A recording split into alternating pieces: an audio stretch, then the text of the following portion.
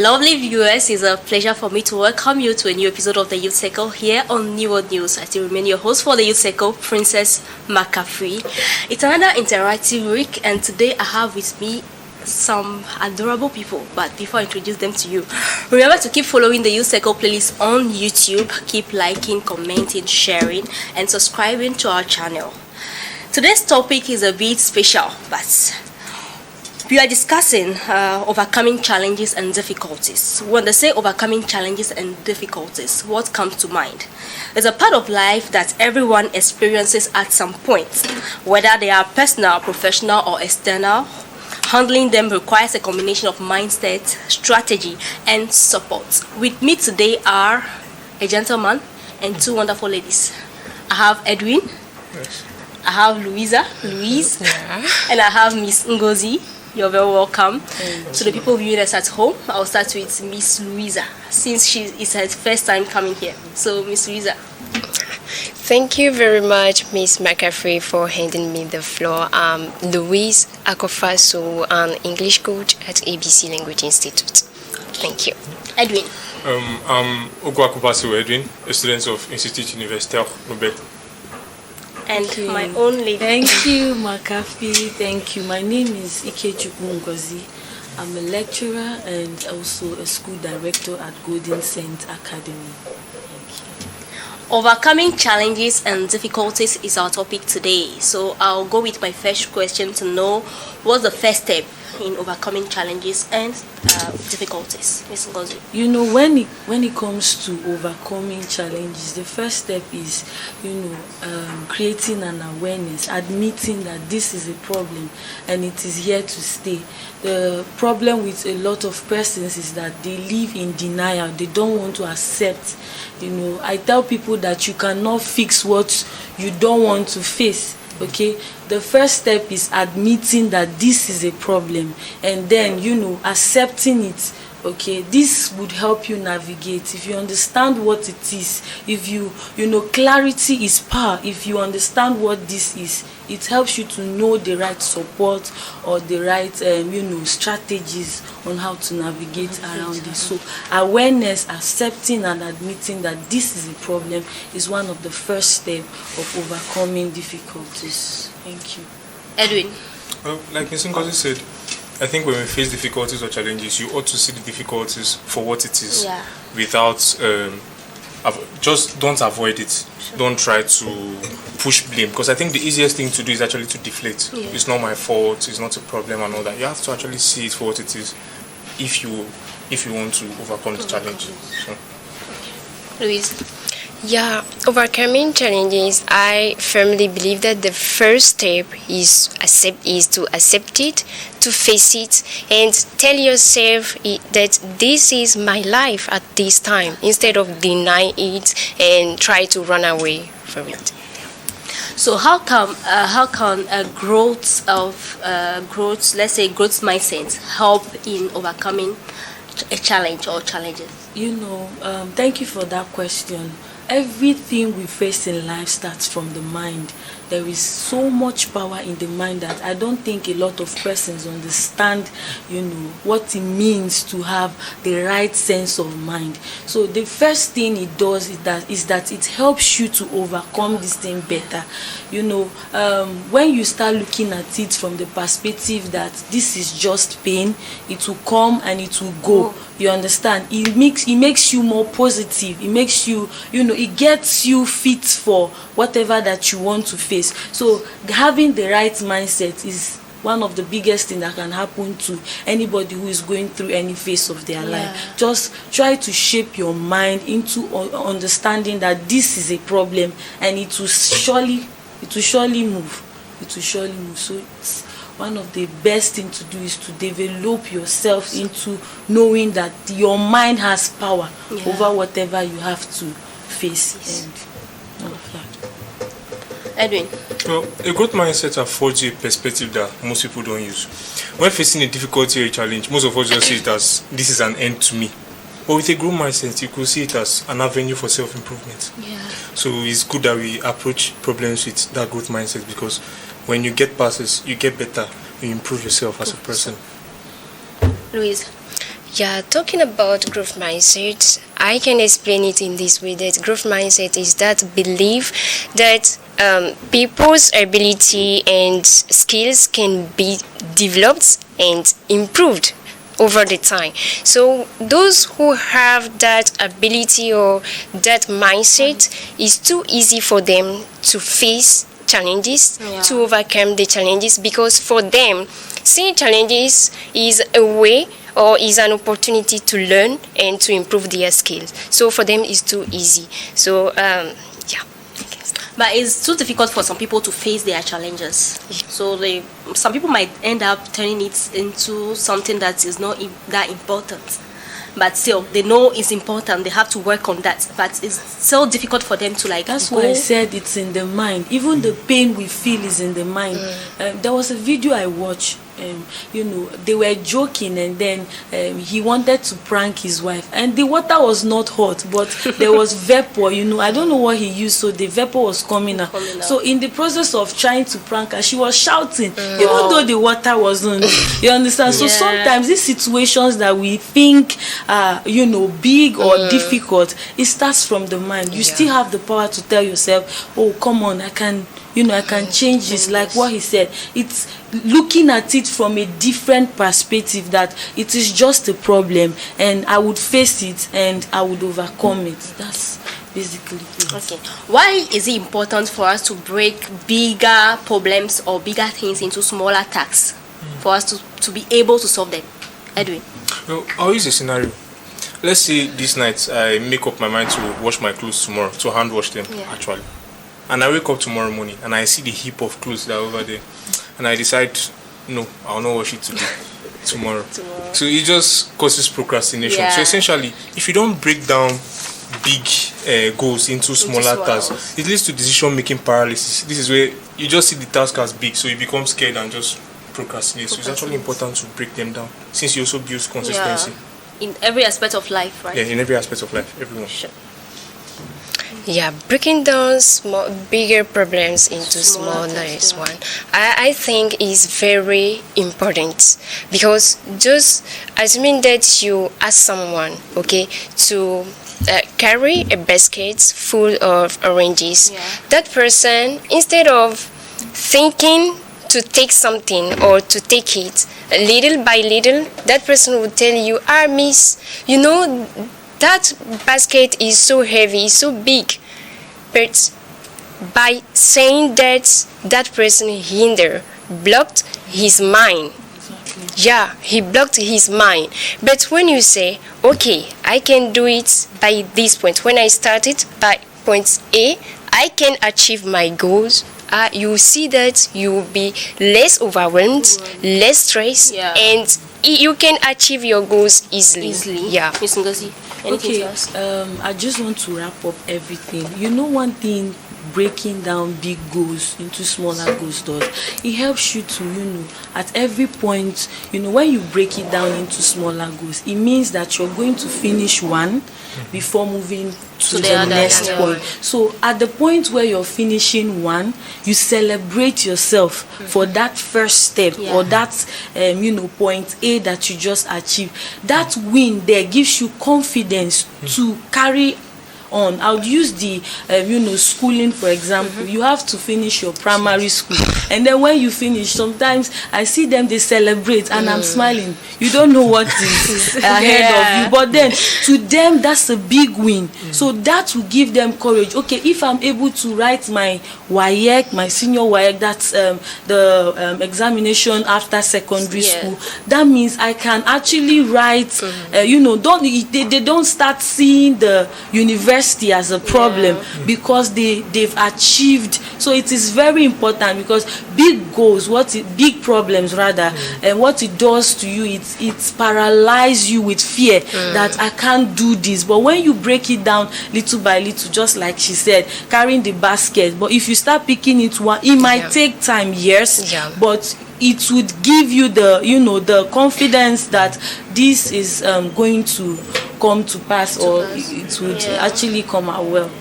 I remember when we were in SS, like they'll tell you that don't worry, very soon you complete your SS and you start university, and that place is very easy.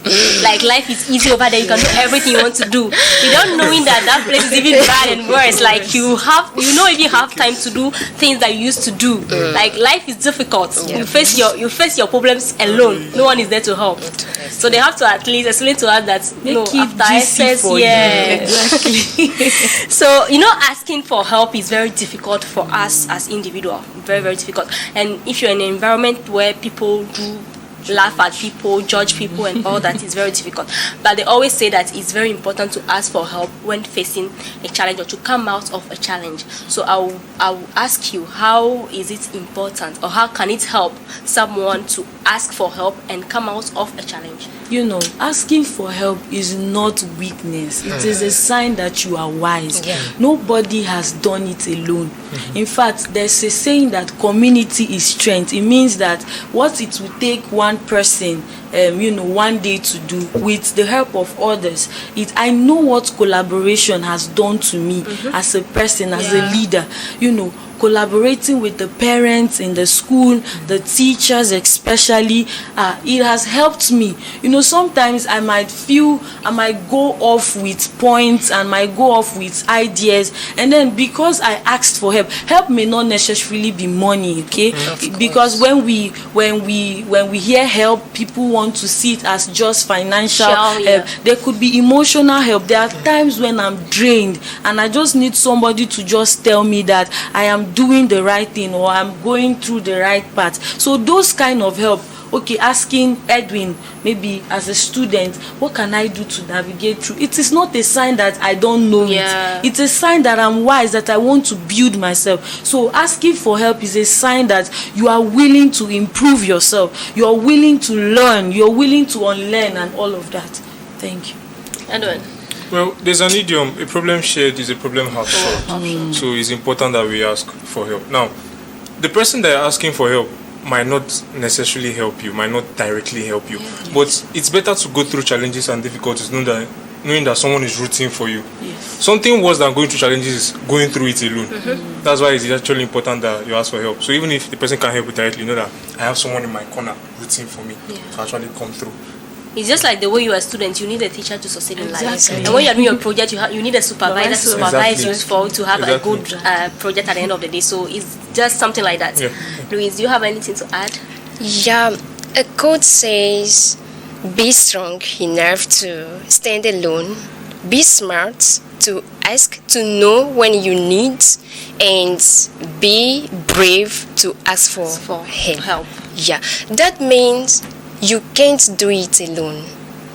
You can't do it alone. You have to share your difficulties with others, because what you're going through, people have already passed through it. So you have to share it with them because they have already experienced it. And by sharing your difficulties, your problems with them, you will find another way or new way to handle your problem. You will find an opportunity that match with your needs. So there is no need to hide it or to be ashamed of asking for help. Yeah.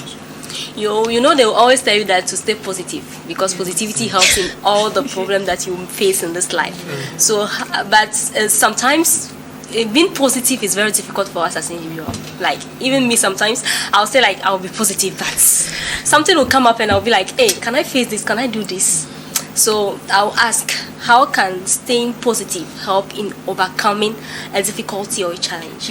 Staying positive does not mean you are ignoring what the problem is. It's just like when you send somebody away from school because they've not paid their fees and all of that, and the person is smiling. It doesn't change the fact that the fees are not paid, but it creates an atmosphere that there is hope, that okay, this is a problem and it will come and it will also pass. So creating the right atmosphere is one of the best things that can happen to. I know, like you said, it's not easy, but it helps a lot. You cannot pour from an empty container. If you are not joyous, if you're not happy enough, if you're not positive enough, I don't think you would stay firm, or will I use the word, will you stay active enough to face that challenge? So you looking at it from the aspect that this is just my life, but I can walk around this, staying positive, smiling. I tell people, if my life, you may not actually know when I'm sad or when I'm going through problem, because every time I smile does not mean that I don't have problems. I could have problems, but you don't make it, because I know I handle a lot of things and I control a lot of people. So if I don't stay positive, it would affect a lot of persons. So the best thing for me is to create an atmosphere. It could be staying around people who are positive, like she said, staying around people who will tell you the truth. Oh, it's not like this thing is not a problem, but just stay happy. It goes a long way. It goes a long way. As like a teacher, a director, you always face problem every day. But that doesn't mean that you start shouting on it. Doesn't change the reality that as if they are the people causing the problem to you. Even if they are the people causing the problem, you have to know how to handle it. You have to smile as a leader. You have to smile, because you have a lot of persons that are looking up to you. You don't know what your smile, one smile, that your smile can change somebody's day. And all of that. Like when you are, maybe let's say I'm a host, I'm hosting a program, so and the call, maybe they send me a message that something bad happened somewhere. Even though maybe it might affect me, but I have to try and manage myself. You have to. Manage myself, smile and finish what I'm doing before going out. For that time. That's why I said it doesn't change the reality. It just makes you to have the hope and the belief that the best is yet to come. Exactly. Edwin. Well, what we think actually affects our actions. What we think affects our actions, which in turn affects our results. So let's say if you are facing a difficulty or a challenge and you approach it with a negative mindset, the difficulty is already negative. Approaching it with a negative mindset, well, in mathematics that might work, but in real life situations that's a very dicey one. So it's good that you approach it with positive mindset, because positivity gives you a glimmer of hope. It gives you hope, and maybe it might just be that hope that gets you through. So it's very important. Louise? The way you think becomes your reality. So if you think that I can't do this, I can't, I'm not brave, I can't do it, I'm not beautiful, I can't do it, I'm not smart, I can't do it, you will see your behavior or your everything, it will show it. So there is no need to say that, okay, I can't, but stay positive. Tell yourself that I can do it. Encourage yourself by saying this to yourself, or by repeating this to yourself. You notice that you are getting closer to your goals, and because this boosts your confidence. So through that, I'll ask this question to know, how can regular self-care help you in facing or dealing with your challenges? Regular self-care. Talking about self-care, the first thing that comes in people's mind is the physical self-care. But talking about self-care is beyond physical self-care. You have mental self-care, emotional self-care. So you have to work on all those things in order to achieve your goals. This will help you in this way. For instance, you know the kind of person who you are. Edwin will continue, and then Edwin. Well, for me, caring for yourself when facing challenges is actually very important, because if you don't care for yourself, who's going to face the problems? Another person will not come and face it for you. Exactly. So you have to care for yourself in order for you to actually come out of the challenges. To me, this talks to me personally, because I go through a lot of stress, mentally, physically, and all of that. What I understood, I am going to be honest, it started recently. I started seeing self-care as not being luxury, but a necessity. Just the way I go to the market to buy things to eat, that's the same way to eat for my physical body, because I am hungry. That's the same. Emotionally, somebody could be going through emotional, stress, and it may not show in their physical, in their appearance. It may not show. So the ability for you to understand when your brain needs to rest and take that rest is what is necessary, not luxury.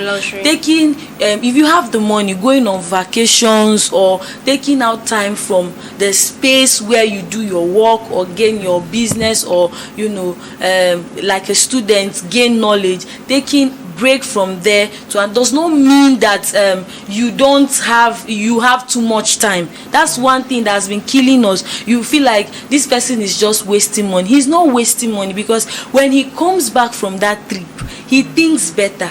Okay, when you take care of yourself physically, taking proper nutrition, make sure you take enough water, take care of yourself inwardly, outwardly, like she said, mentally and emotionally, staying around positive people. People don't know this. Yes. You could stay around people that all they do is just discourage you. When you bring ideas, they are there to tell you that, why are you always saying this? Is it only you? Is it only you? Do you get? Yeah. Keep yourself around people who would keep you positive. And also that helps in self-care. That's also a method. That's a food for your internal being. What you hear, like what she said, what you think of is the reflection of who you are. Out of the abundance of the heart, that's what you are physically.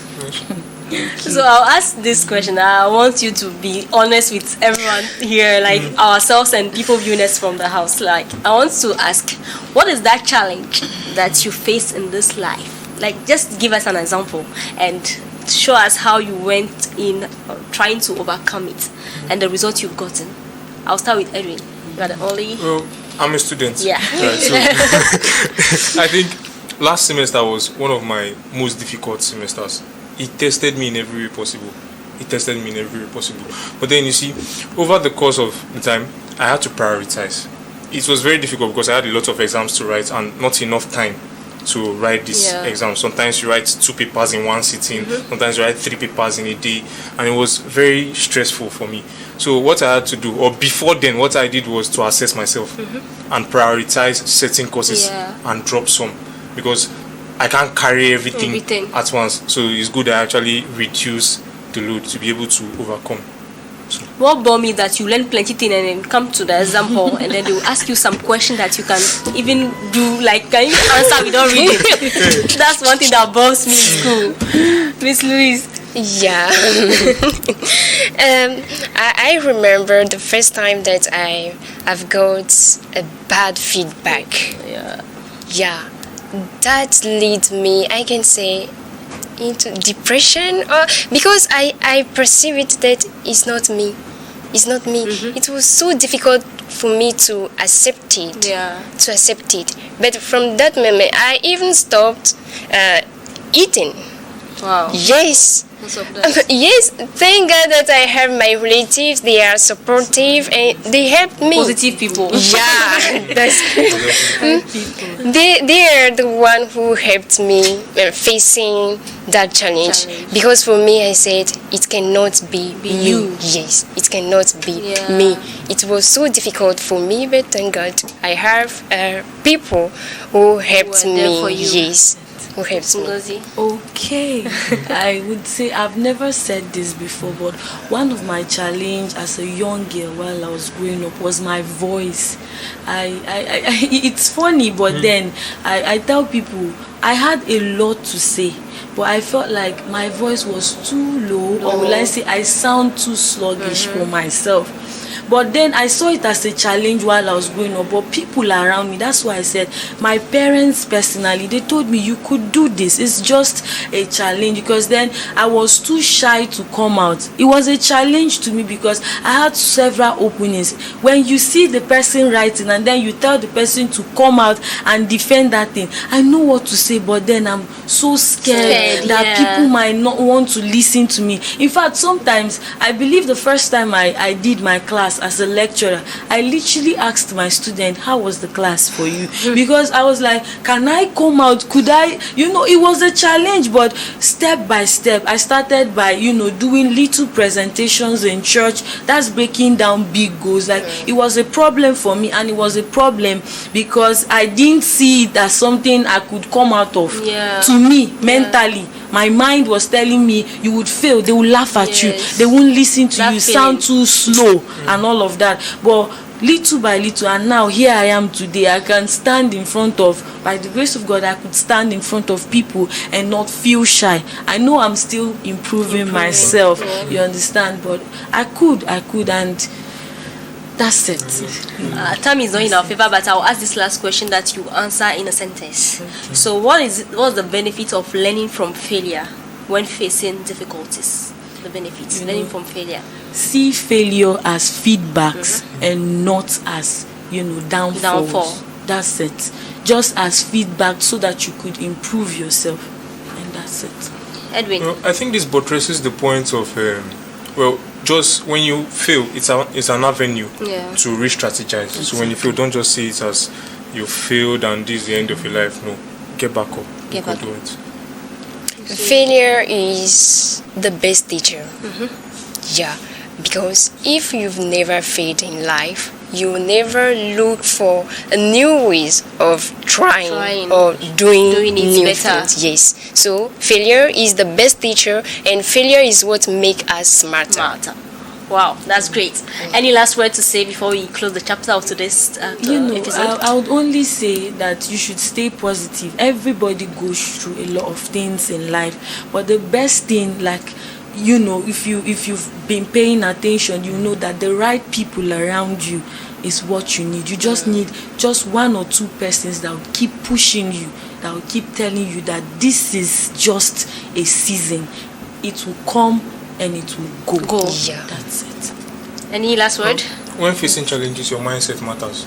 So try to be in the right frame of mind. Okay, no matter how peaceful your life is, you have to know that sooner or later, challenges will knock at your door. So you have to be ready in order to embrace it. Be ready in order to embrace every challenge or difficulties you face in this life, because challenges and difficulties will come your way anytime. So have a strong mind, like Miss Ngozi will say, and be positive. It's very important. Thank you very much to Miss Ngozi for always honoring my invitation, to Edwin, to my beautiful Louise for coming today. Thank you very much. And I'll give a big shout out to my production team, to my producer Jerry Etona Matiogbe, to my director Christian Obanikwa, to the people working underground for this show to come. Great and good as always. You have Prudence, we have Richard, Xavier and Stefan. Thank you very much, you guys, for the great job you are doing. See you next time, and be safe. Take care of yourself. Bye bye.